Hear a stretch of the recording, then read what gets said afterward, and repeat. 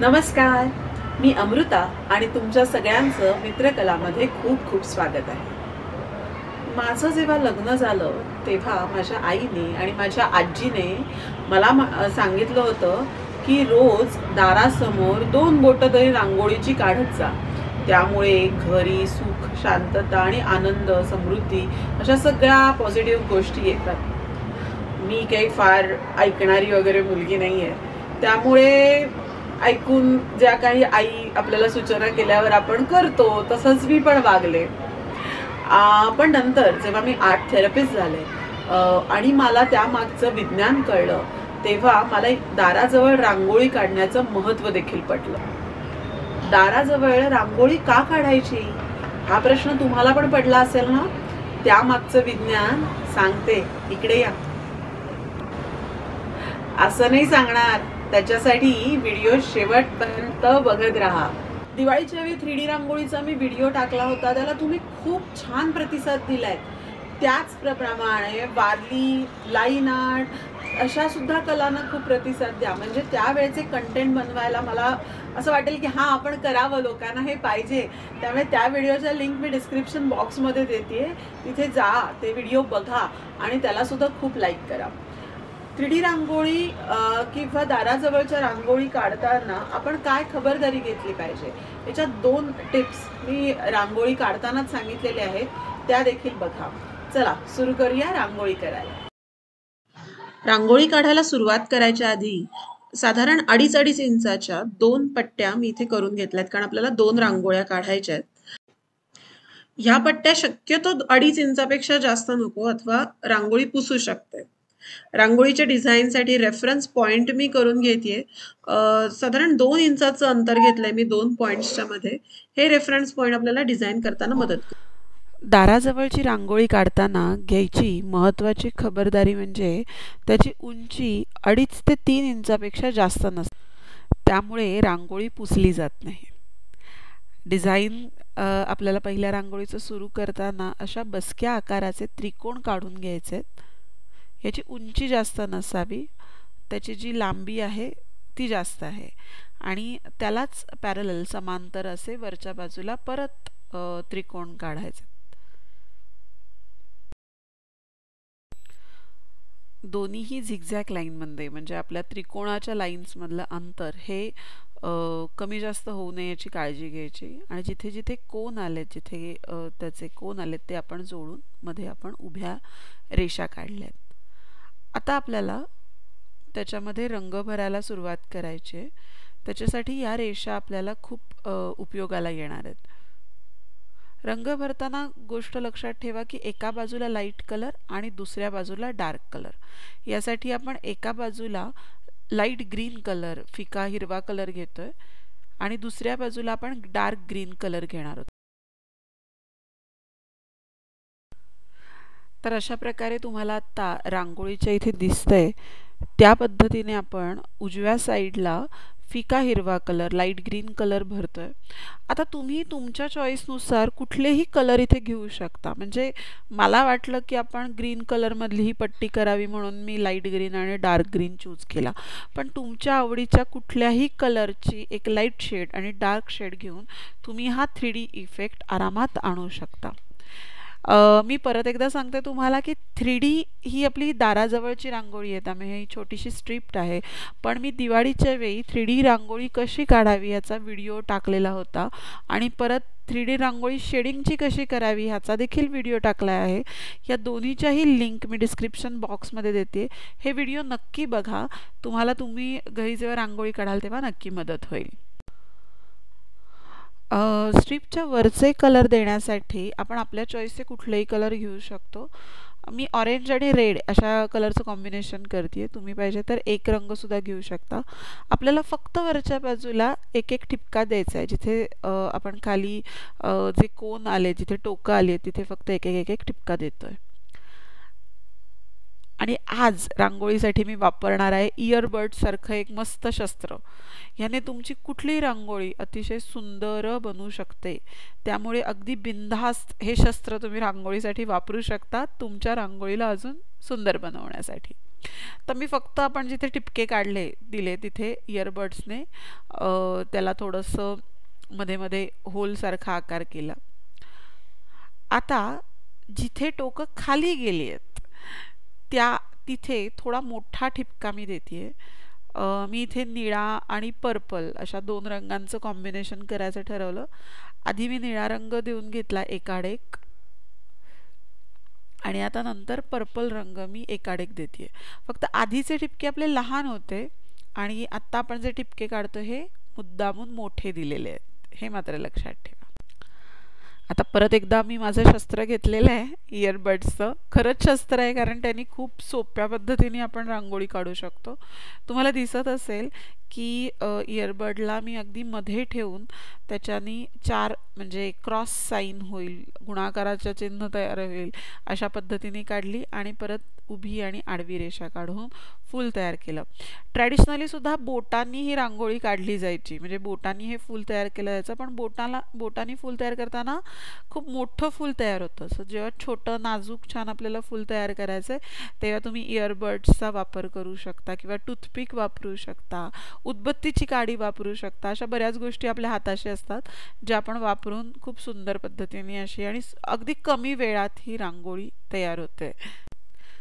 तयार झालेल्या फुलांचं सौंदर्य अजून खुलवण्यासाठी त्याच्यामध्ये पिवळा डॉट देते. जनरली पिवळा रंग हा कुठल्याही रंगाच्या फुलाच्या कोरला म्हणजे मधल्या भागाला सुंदर दिसतो. आता आपली ऑलमोस्ट रांगोळी सगळी तयार झाली आहे. थोडं जिथे जिथे रांगोळी जास्त झाली आहे ती आपण साफ करू शकतो इयरबड्सने. एक महत्त्वाची गोष्ट राहिली आहे ज्यानी अजून छान 3D इफेक्ट या रांगोळीला येईल, ती म्हणजे ही जी आपण स्ट्रीप काढली आहे या स्ट्रीपच्या खाली तुम्हाला दिसत असेल की तसेच बसके त्रिकोण अजून एकदा तयार झालेत. तर आपण ह्या त्रिकोणांमध्ये काळा रंग भरणार आहोत. हा काळा रंग भरल्यानंतर आपोआपच ती स्ट्रीप ना अशी ओरिगामी मध्ये जसं आपण फॅन बनवताना स्ट्रीप बनवतो तशी ती अशी छान तिथे पडल्यासारखी वाटेल आणि खूप सुंदर इफेक्ट यांनी तुमच्या रांगोळीला येईल. तर अशी ही सुंदर मस्त आणि सोपी अशी रांगोळी आपली तयार झाली आहे. अजून एक डिझाईन आपण बघणार आहोत, पण त्याआधी आपल्याला बघायचं आहे की काय असते रांगोळी मागची आर्ट थेरपी. की रांगोळीच्या मागे एक आर्ट थेरपी असते, आपल्याला मनशांती याच्यातून मिळते.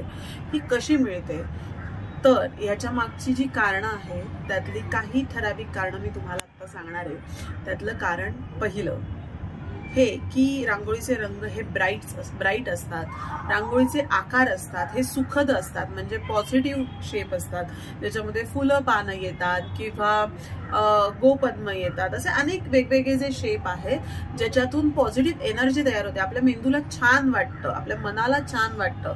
त्यामुळे जेव्हा आपण घरामध्ये प्रवेश करतो तेव्हा दाराजवळ जर असे आकार असतील तर त्याच्यानी आपले पॉझिटिव्ह विचार वाढतात आणि निगेटिव्ह विचार हे कमी येतात.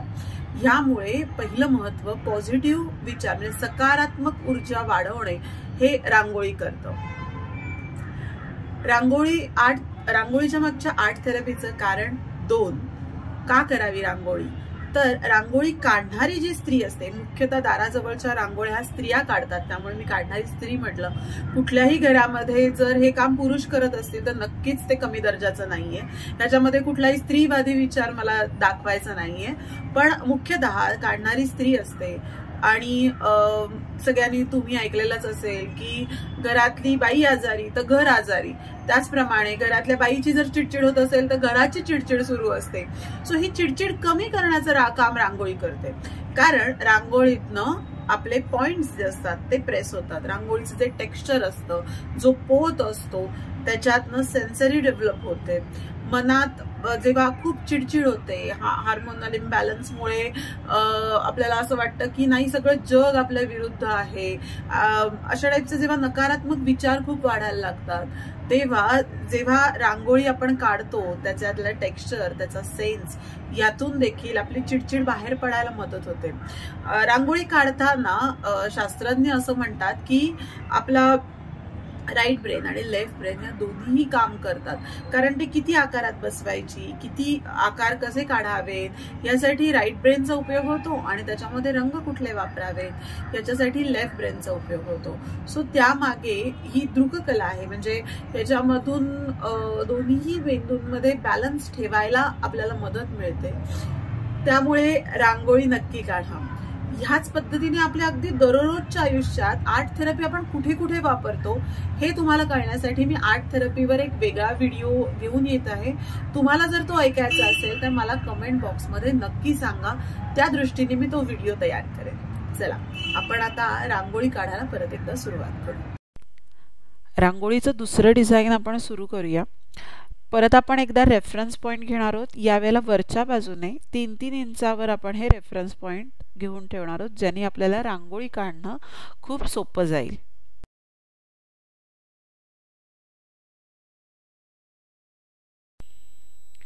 हे पॉईंट झाल्यानंतर साधारण अर्ध्यापर्यंत उंचीला येईल असे आपल्याला अर्धवर्तुळ हाफ सर्कल्स काढून घ्यायचे आहेत.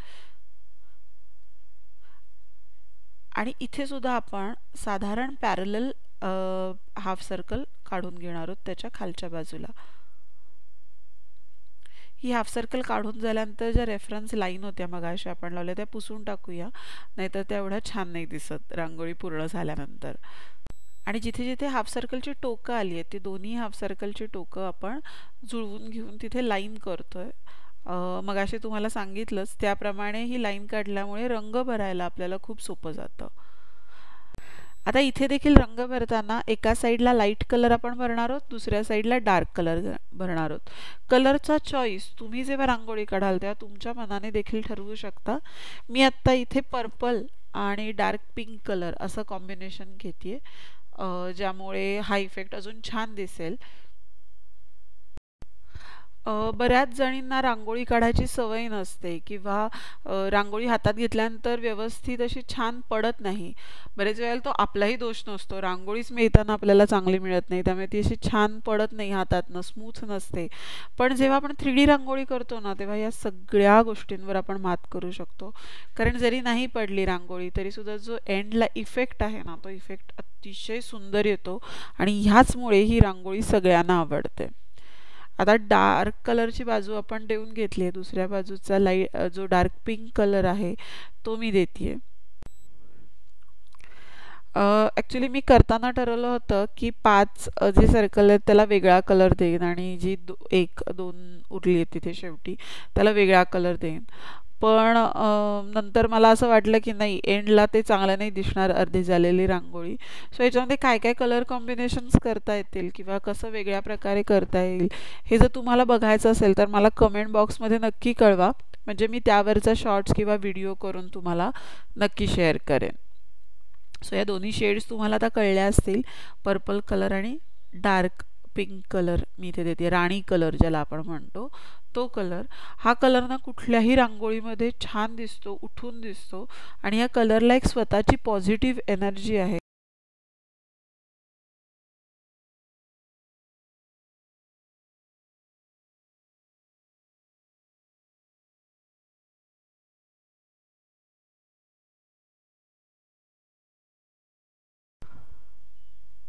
आता आजकाल मोस्टली सगळ्या घरांमध्ये ना लाईट कलरच्या फरशा असण्याचा ट्रेंड आलाय किंवा अगदी आपण म्हणू पांढऱ्याच फरशा असतात. त्यामुळे आधी म्हणजे ट्रॅडिशनली जसा पांढऱ्या रांगोळीचा वापर जास्त केला जायचा तसा जर आपण पांढऱ्या रांगोळीचा वापर जास्त केला तर आपली रांगोळी तितकीशी चांगली दिसत नाही, कारण पांढऱ्यावर पांढरं कसं उठून दिसणार. त्यामुळे रांगोळी करताना शक्यतो पांढऱ्या रंगाचा वापर कमी करा. त्याऐवजी छान सुंदर सुंदर रंग आहेत ते तुम्ही वापरू शकता. आता आपल्या डिझाईनकडे येऊया. ह्याच्यावर आपल्याला फूल तयार करायचं आहे आणि त्याच्यासाठी मी छोटे छोटे टिपके तिथे देते आणि ह्या टिपक्यांमधनं आपण आपलं शस्त्र वापरून पाकळ्या तयार करणार आहोत. तर पिवळ्या रंगाचं असं मस्त फूल तिथे तयार झालंय, ज्याला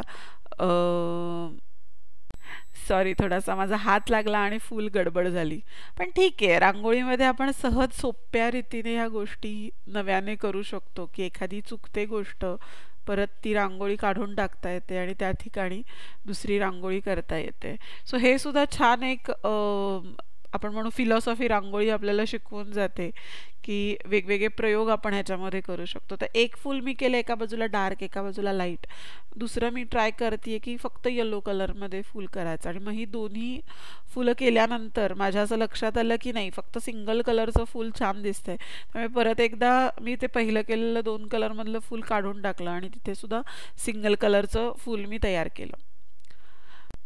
तर आपण नशीबवान आहोत, आपल्याकडे फरशा असल्यामुळे आपण ही रांगोळी पुसून टाकून परत करू शकतोय.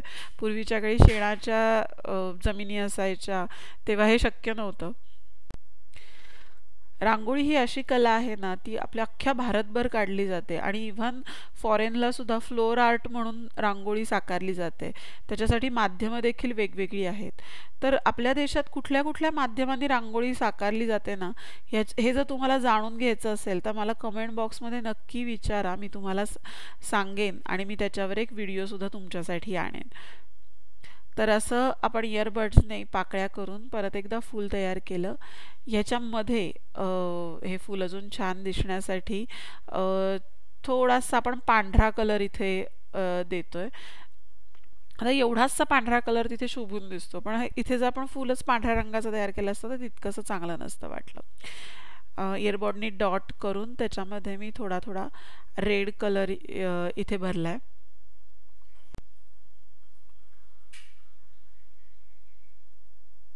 अजून असं थोडंसं काहीतरी मिसिंग वाटतंय मला रांगोळीमध्ये बघताना.